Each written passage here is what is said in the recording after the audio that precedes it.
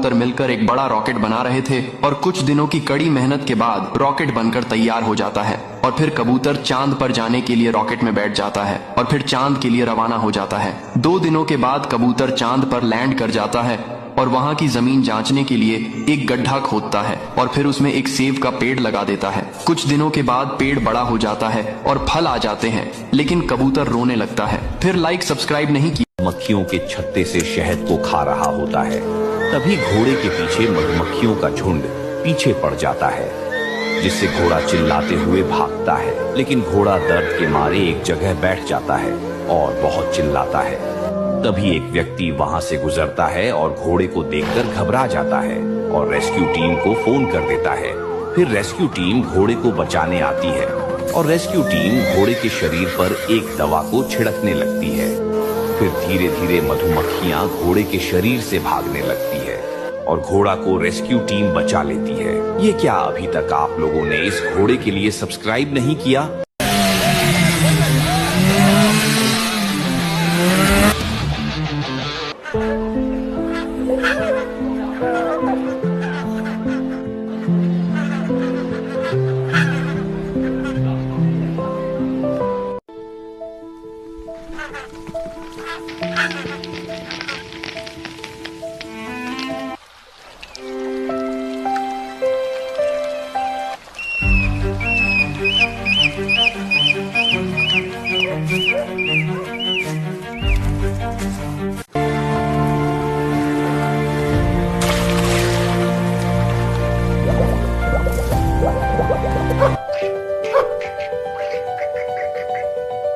एक ट्रेन कई दिनों से रखी हुई थी।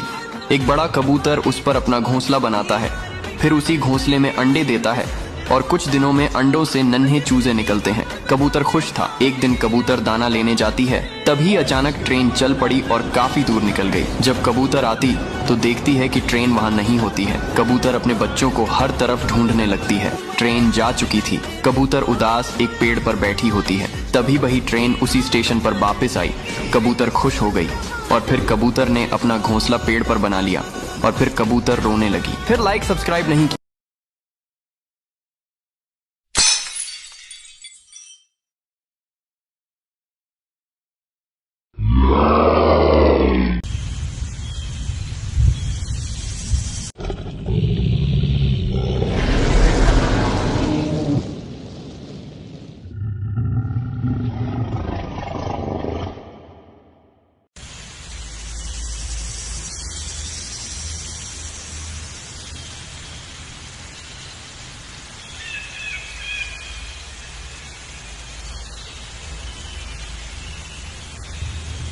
अपने घर की सभी बर्गर को खा जाती है। फिर भी दादी का पेट नहीं भरता तो दादी एक पैसे के पेड़ को लगाती है। अब पैसे का पेड़ बड़ा हो जाता है और दादी पेड़ से पैसे को तोड़कर बाजार में खाना खरीदने निकल जाती है। फिर दादी बाजार से बहुत सारी बर्गर खरीद लाती है और फिर मजे से बर्गर को खाती है। लेकिन तभी तेज हवा तूफान से पैसों का पेड़ टूटकर बिखर जाता है। दादी पैसे के पेड़ को देखकर बहुत रोने लगती है, क्योंकि किसी ने लाइक सब्सक्राइब नहीं।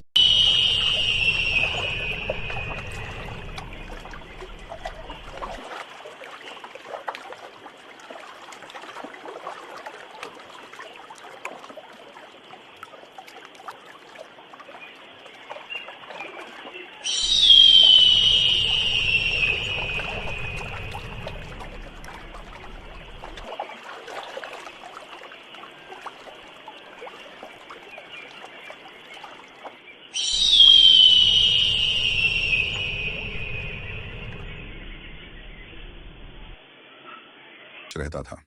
वह रोजाना मेहनत से खेत में काम करता और सब्जियां उगाता था। उसका सपना था कि वह एक दिन सबसे सुंदर गाजर का खेत बनाएगा। खरगोश दिन रात मेहनत करता था। समय के साथ उसकी गाजरें बड़ी और स्वादिष्ट हो गईं। जंगल के दूसरे जानवर भी उसकी मेहनत की सराहना करते थे। लेकिन एक दिन एक चालाक लोमड़ी वहां आ गई और चुपके से सारी गाजरें खोद कर ले जाने की योजना बनाई। जब रात हुई, लोमड़ी दबे पांव आई और खेत उजाड़कर सारी गाजरें चुरा लीं। अगली सुबह जब खरगोश ने अपना खेत खाली देखा तो वह बहुत दुखी हुआ, मगर उसने हिम्मत नहीं हारी। उसने तुरंत जंगल के रक्षक हाथी को सूचना दी। हाथी ने सारा मामला सुना और लोमड़ी को रंगे हाथों पकड़ लिया।